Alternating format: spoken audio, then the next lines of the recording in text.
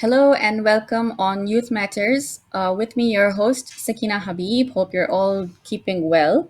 So, today's topic is a very interesting one once again, and something which will really open up our eyes into how the media is using its agenda in a way to uh, sort of portray the image of toxic masculinity in our minds. Now, we've heard a lot about the male toxicity agenda. There's a lot of negatives to it. The idea of a male toxicity agenda by the media is a contested and complex topic. It generally refers to the perception that media and societal discourse unfairly portray masculinity as inherently harmful or toxic, focusing on the negative traits such as violence, dominance, and emotional repression.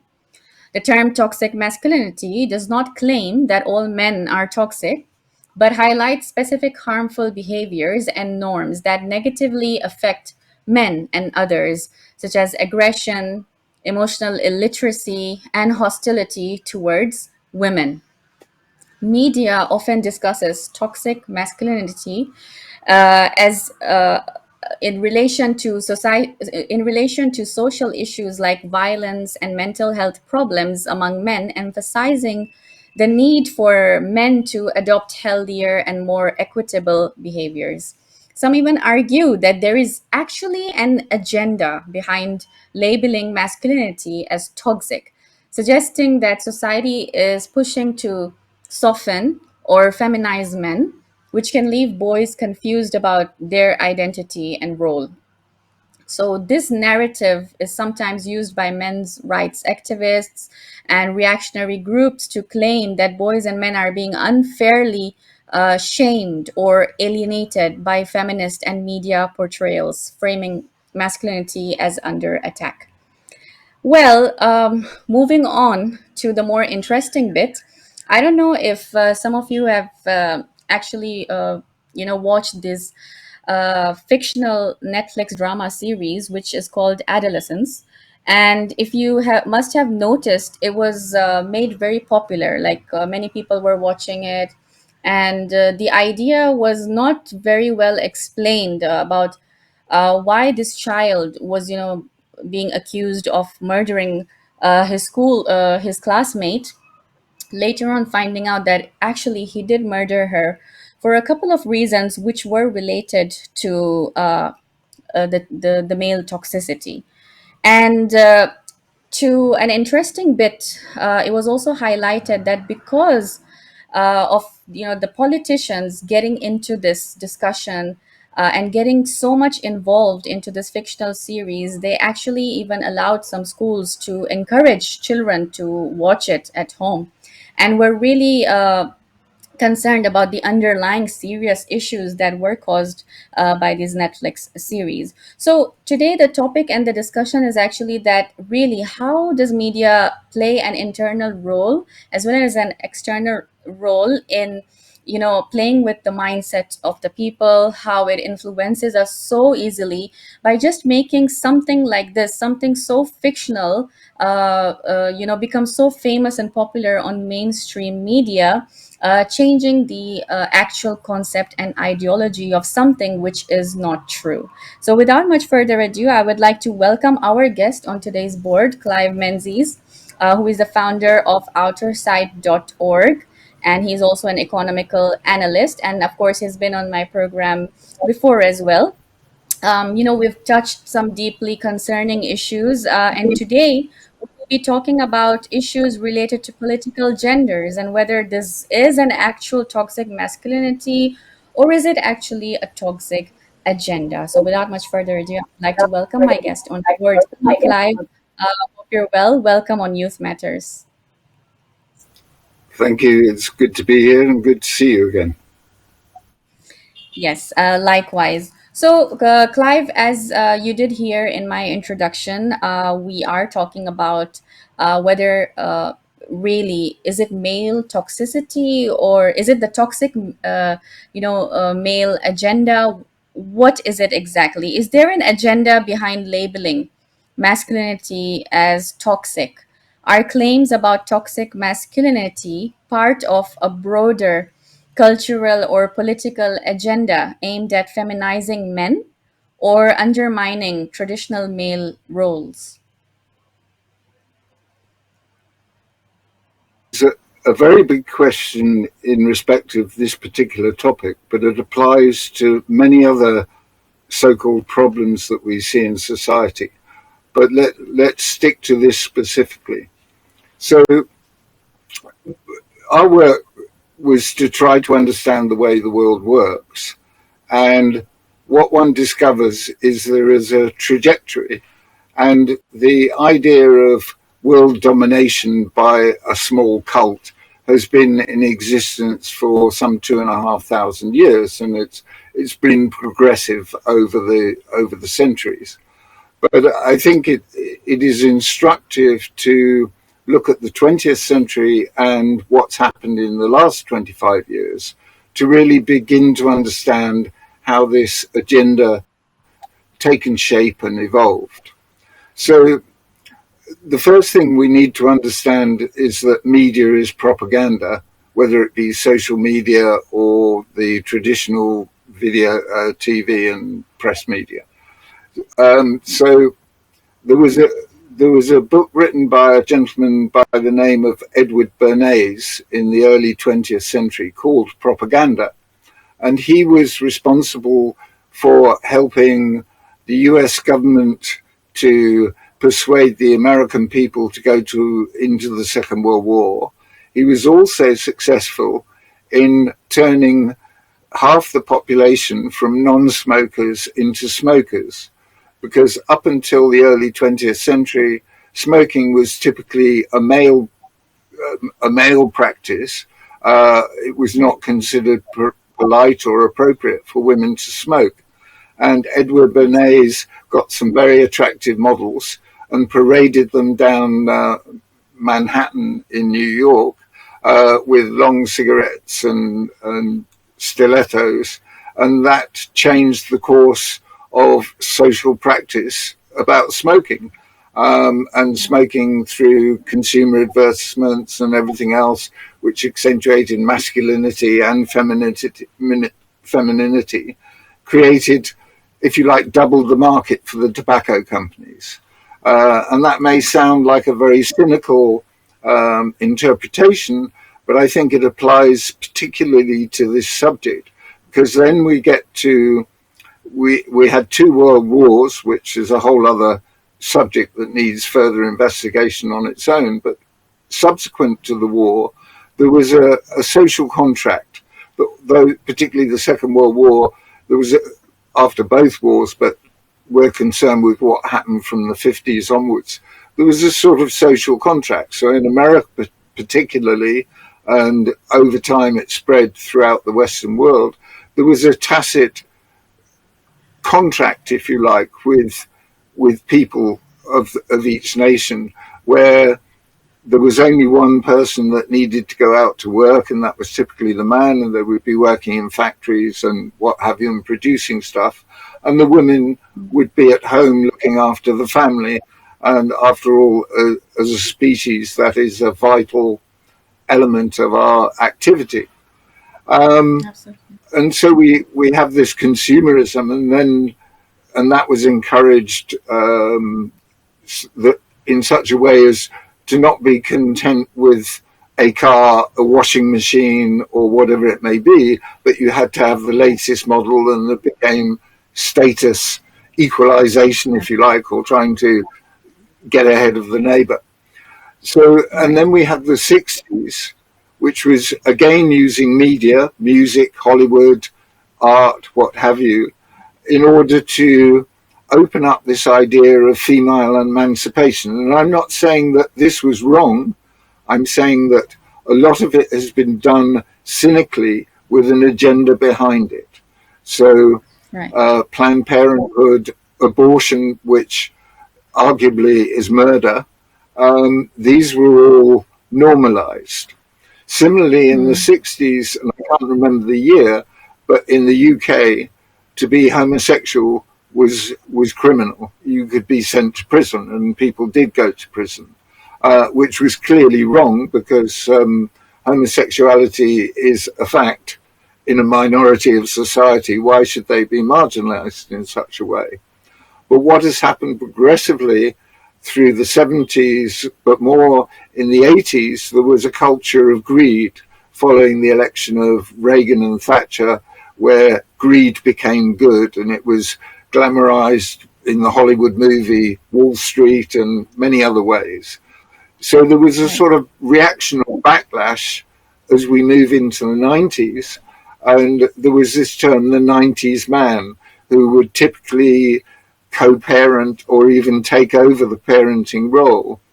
And this hasn't only affected masculinity, it's also affected femininity, because Yes. women have great strength of their own in terms of their intuition, their nurturing, and what have you. But the equality agenda with regard to work specifically wasn't about taking those traits that a woman excels at and nurturing that within a corporate or bureaucratic environment. It was about turning them into proto-men effectively. So they had to be as aggressive and as, if you like, driven as the men. And clearly that is to the detriment of both. You know, when you're driven in that way and you exploit yourself in order to attain more worldly goods. But what has happened in the last 20, 25 years, really since New Labour came into power, that we've gone from homosexuality being a sort of marginal trait that should be tolerated and not in any way discriminated against, into an almost concerted campaign to shift the whole gender distinction to coalesce the two from a sort of cultural. So you have the young, particularly, and each generation has got used to what came before, and so it goes a bit further each time. So we started off with gay pride, for example, and it was an opportunity for people who were homosexual to display that there is an alternative lifestyle,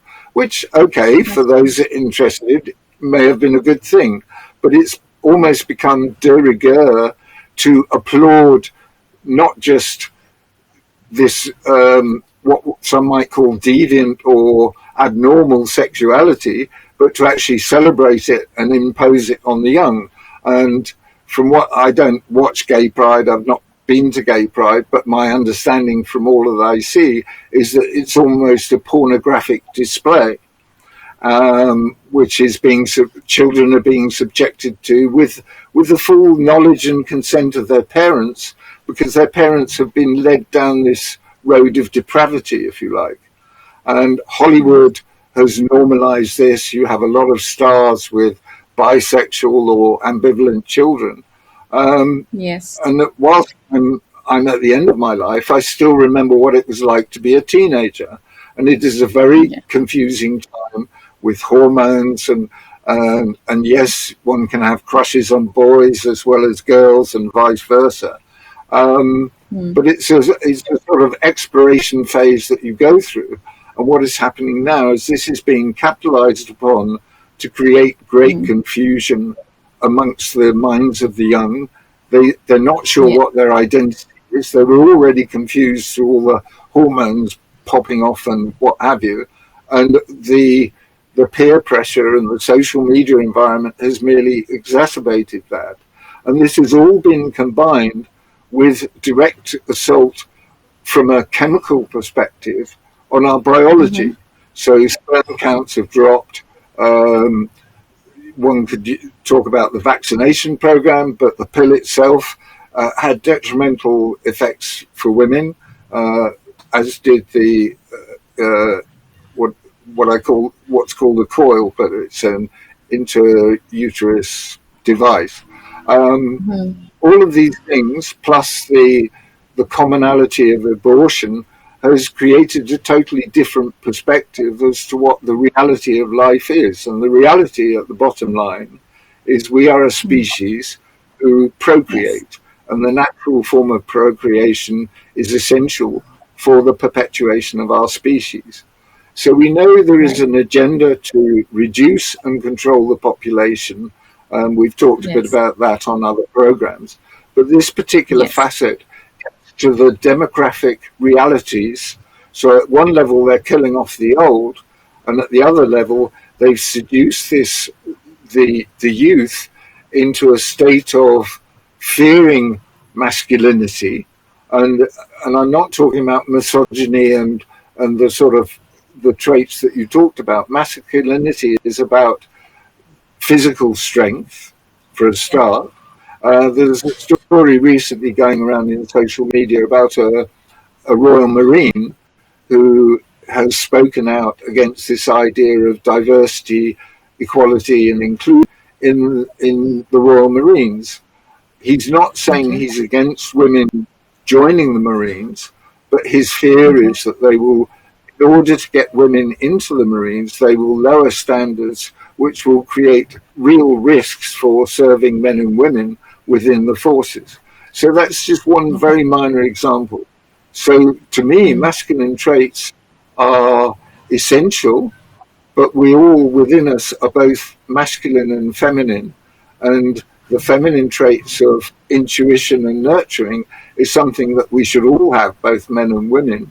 And similarly, women with their nurturing and intuitive capacity also need to have some understanding of logic, which is effectively a sort of masculine trait in esoteric terms. So we must divide sexuality from or the sexual reality from this gender politics and identity, because one is a fabrication in order to distort, confuse, and divide. Because let's not forget, to control, we can divide. So if you can divide men and women, if you can divide even them into different categories, trans, bi, whatever it may be, um, then you're just creating divisions and identities. And any form of Right. identity is, in essence, an act of violence because you are somehow expressing a view, but anybody who does not embrace what your particular identity is somehow inferior, toxic, and not to be given any sort of platform or voice in society. Right. So, Clive, I think you have mentioned about diversity, equality, and inclusion being the inversions right now. So, whether we're talking about politics, corporations, NGOs, religion, academia, or media, I think they're all working towards the same script. I mean, the agenda is almost very similar. And I think right now you've highlighted some very good points about how how we over the last 70 years, basically how we went from criminalizing homosexuality to promotion of sexual deviation and depravity, and how the young of each generation were led down the wrong path, for example, a path of confusion, basically. Right. So, when you talked about the 90s men as well. So, I was going through some historical examples of media where they reinforced toxic masculinity in films that feature actors like Clint Eastwood. They would often depict the strong, silent hero archetype man who show no emotion except aggression and solve conflicts through violence. And then in many action movies from the 20th century, especially the 1970s and 1980s, they celebrated hyper masculine traits such as physical strength, sexual conquest, and a disregard for emotional expression or empathy. And then, in the 90s, we see some sitcoms and television, what do you say, sitcoms, such as Family Guy. They have historically portrayed men as incompetent, childish, and lazy, but also as enjoying greater social freedoms and fewer restrictions. And then we also have something like Modern Family. This was a similar sitcom which sometimes used humor to reinforce traditional gender roles, with male characters resisting feminization or being rewarded for conforming to patriarchal norms. So, moving on to my next question, I guess, Clive, would be that, does the media unfairly portray masculinity as inherently harmful? How do you think has this affected the current generation today? Wow. It's difficult to. I mean, I more recently I've watched much less media, but I used to enjoy Clint Eastwood films and many of the programs that you talk about. I think it's more subtle than that, and I think there were different audiences that things were targeted at. Um, so you had things like Till Death Us Do Part, which was a comedy that explored quite deep social issues, and there was a sort of my sense through all of the, you talked about these comedies where the men are seen as incompetent and but nevertheless having more social freedom. I think it was quite subtle, but they seemed to be less formulaic in those days. And the women, in the female character, Alf Garnett's wife in Till Death Us Do Part, actually had some very powerful voice sound bites, if you like, that, and their daughter also had a sort of profile that actually gave balance to what was going on. So at a superficial level, yes, one could argue that these were promoting stereotypical masculine toxicity, for want of a better way of putting at it, because he'd refer to his wife as "you silly moo." Um, but but there was as much power in the sort of feminine response. And I think having observed and been involved in relationships over the years, I think women have generally, in spite of the social conditions, been a lot more powerful in relationships than people give them credit for. And I'm sure, it's very dangerous to generalize. And although there was this, through the 50s and 60s, this traditional male female role, I think in many ways the dynamic worked at the time.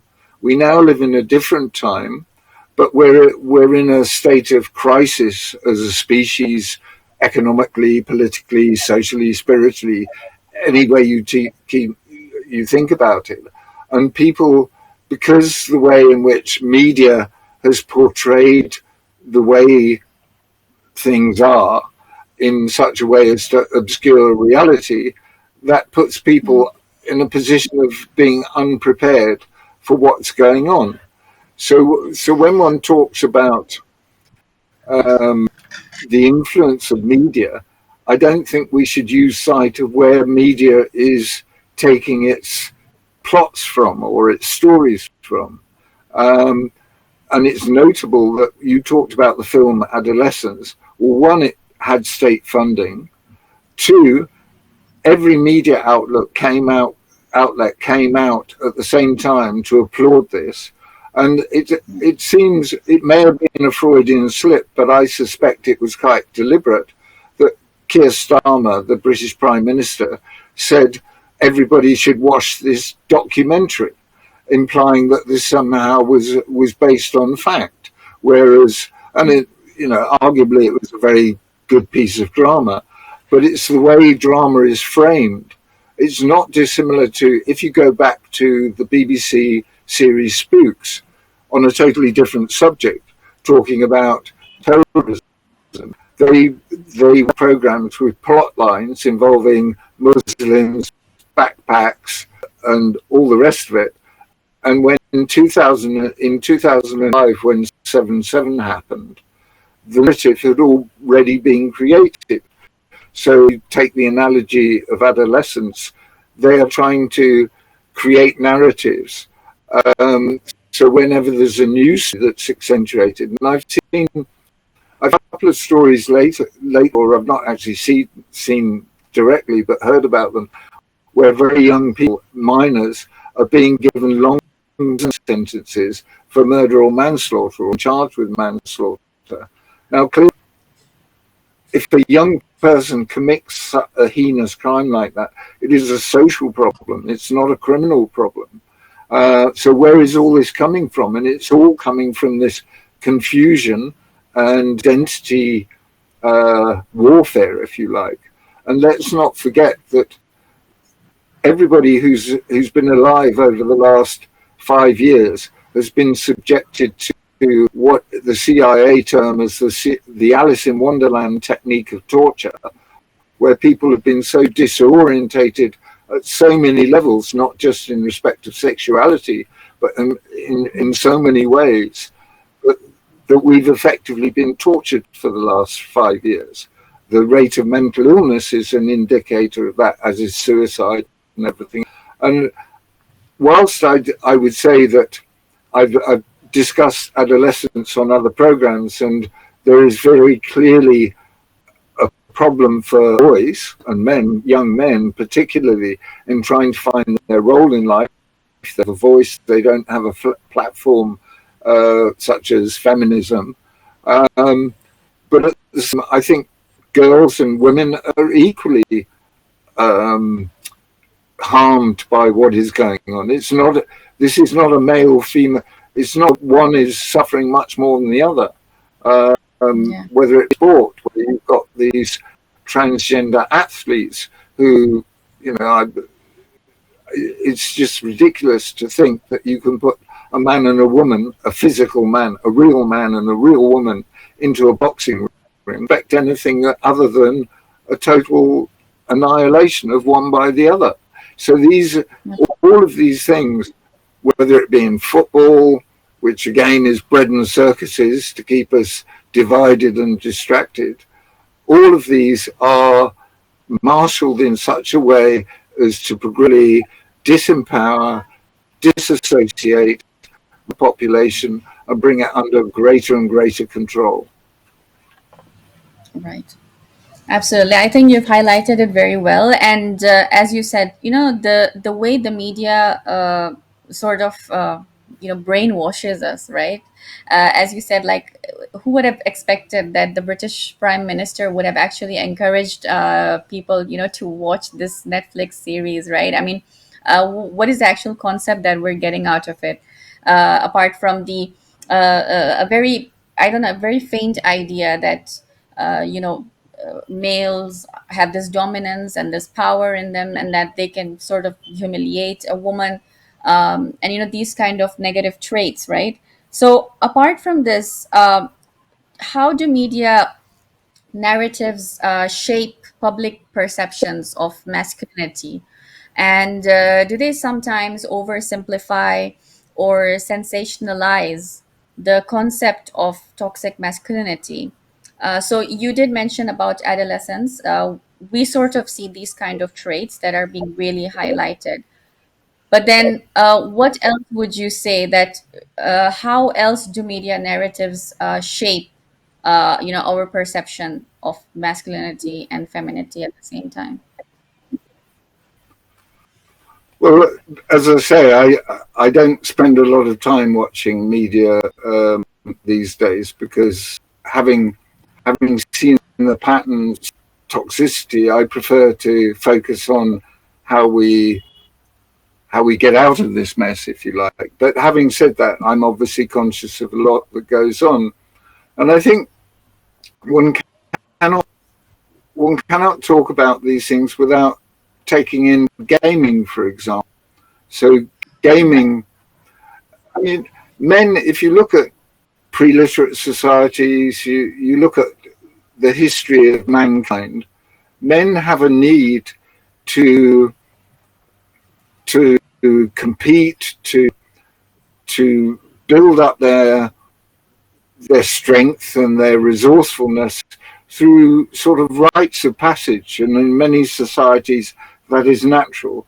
I currently spend quite a lot of time on a farm, and you watch the young lambs who are less than a month old, beginning to butt heads and jump about and sort of exercise themselves. The sort of things that historically, certainly I as a boy, you were encouraged to be physical and if get rid of excess energy through all these activities. Increasingly, certainly in cities and in urban areas, particularly amongst the middle classes and above, children very rarely walk to school. They don't play outside as we used to in groups. They tend to be in organized play, either in a social setting or somebody's house or whatever. Whereas I remember when I was young, I could go out in the morning on a weekend and not get back till dinner time. If you know, that was okay, and I was comparatively young.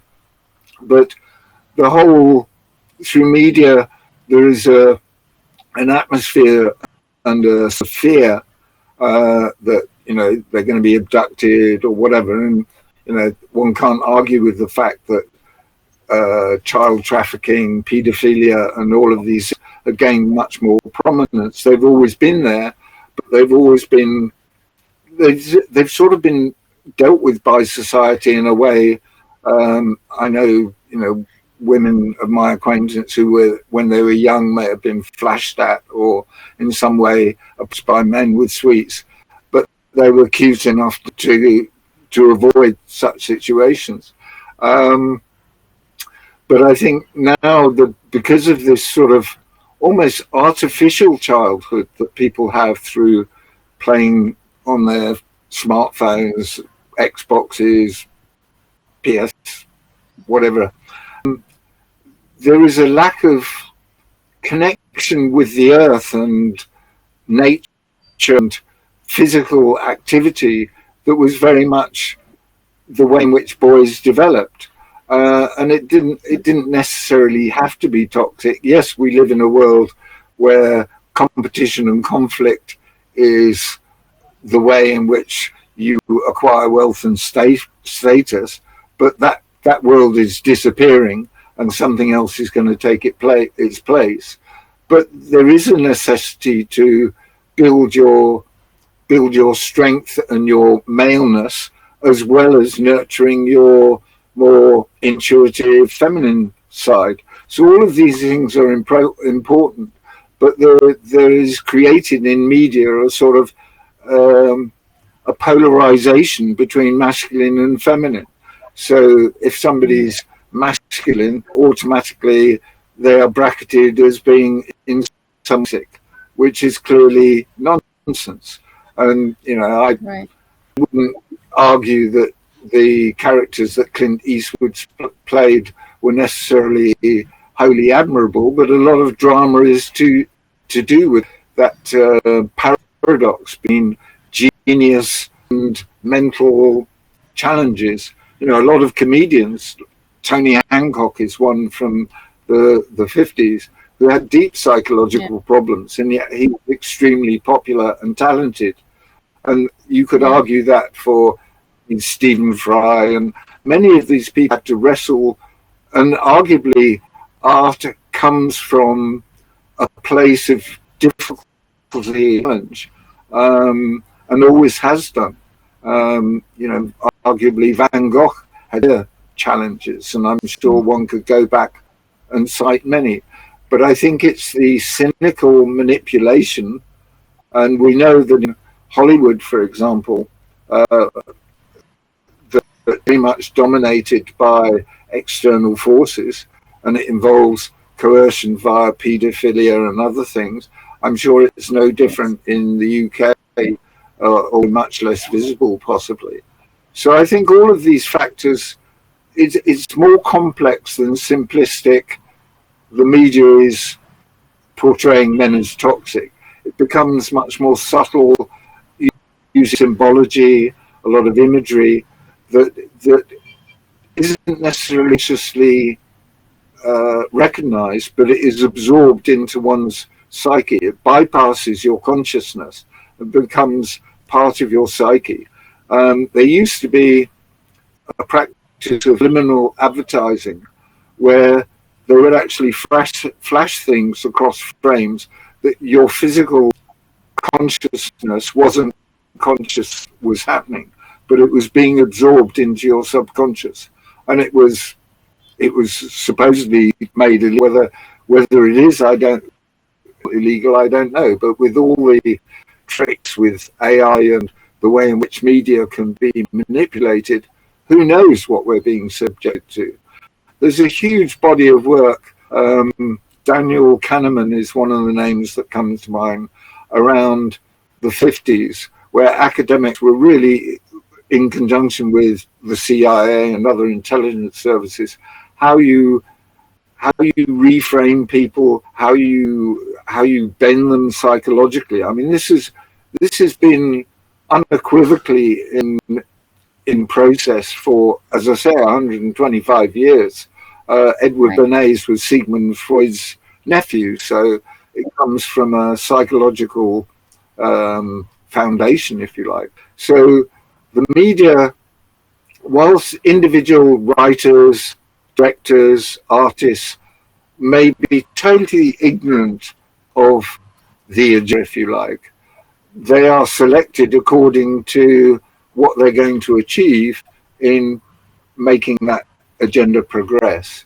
So I've not done a critique of much media. When I watch things, it's the framing, and I don't listen to conventional radio programs, but I hear the news. And there's always frame to these things, and youth subjects particularly are then Right. forced or in some way polished by presentation within a music program or a drama of some sort. I mean, the most obvious ones are things like climate confusion, which again has been an attack on the young, to make them feel that they are that actually being on the planet, they are creating disaster or a climate crisis, which is clearly nonsense for Yeah. anyone who's studied. All of these things are reinforced. It's not just that youth programming is doing this, drama is doing this. It's all across the mix of media through all the output. Everything is framed. And when you Right. talk about the diversity, equality, and inclusion, look at the role models. Admiral Crossdresser, US, that is supposed to be taken seriously by us all. And, you know, I'm in no way homophobic or intolerant of people who want to be different, because I think there is strength in diversity in that sense.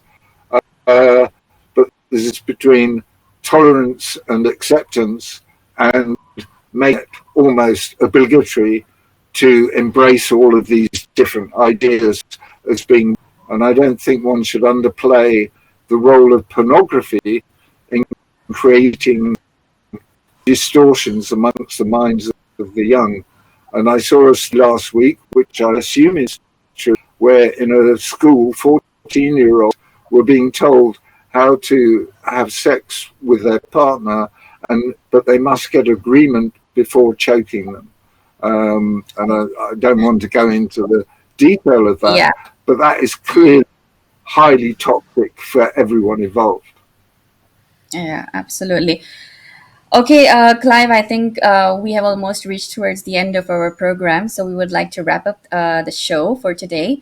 And thank you so much for sharing really so much on this topic. I mean, there was so much that needed to be unpacked, and I think, you really highlighted overall some really good pointers that we can make good use of.